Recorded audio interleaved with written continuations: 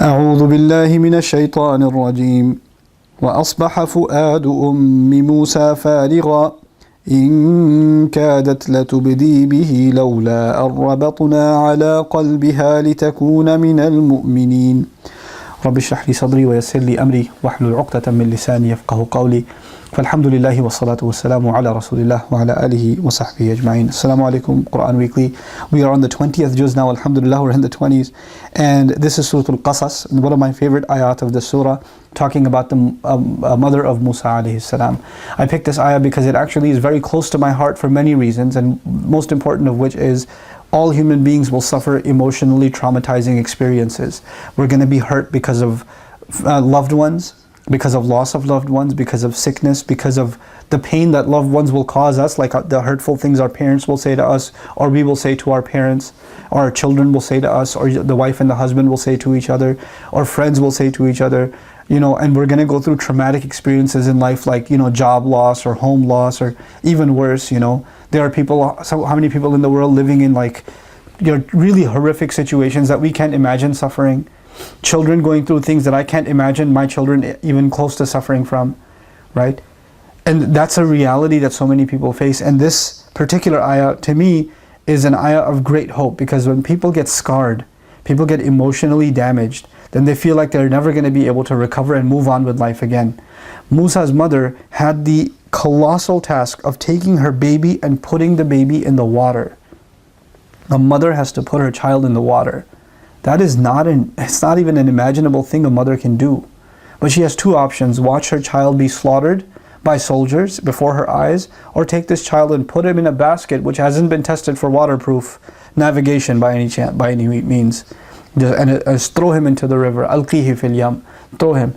And Allah says, when she threw him into the water, when she threw the baby into the river, by Allah's inspiration, because she couldn't have gotten herself to do it emotionally, Allah empowered her to be able to do that.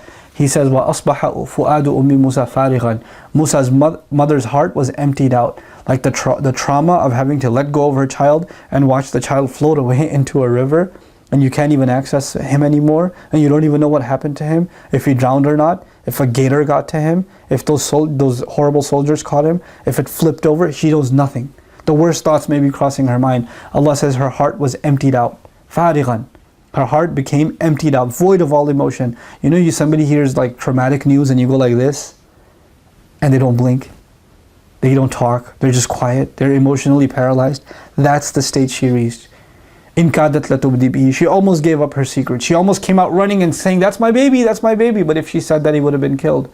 Now Allah says, لَوْلَا أَرَّبَطْنَا عَلَىٰ قَلْبِهَا. Had we not firmed her heart, had we not tied up her heart, had we not kept her heart together, Allah took her fu'ad, which was a heart that's inflamed. And in the same ayah, He used a different word for fu'ad, which is qalb. He calmed her heart down and brought her back to a normal state. And Allah is describing that He did that. There are people that are emotionally traumatized and can never recover.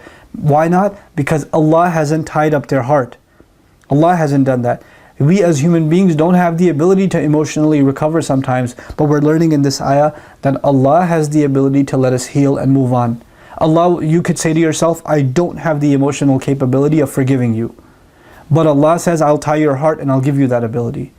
You can say in your heart, I'm too damaged by what happened. There's no way I can move on with my life. But iman, faith in Allah, is enough for you to be able to move on with your life. لَوْلَا أَرَّبَطْنَا عَلَىٰ قَلْبِهَا. Had we not tied up her heart, لِتَكُونَ مِنَ الْمُؤْمِنِينَ, so she could be from those who truly believe. What mother can get over the trauma of putting her child in the water and not being able to see anymore? How is she going to get over that? But Allah gave her the strength of heart that not only did she get over it, she was able to think clearly afterwards and send his sister after him. She wouldn't have been able to think at all had Allah not intervened. So Allah will intervene into our emotional states. He will intervene. And she's not a prophet. She's just a believer, which means this is an opportunity for you and me. Whatever emotional trauma you're going through, know that Allah can intervene and give you peace of mind, peace of heart. And He can give you tranquility again.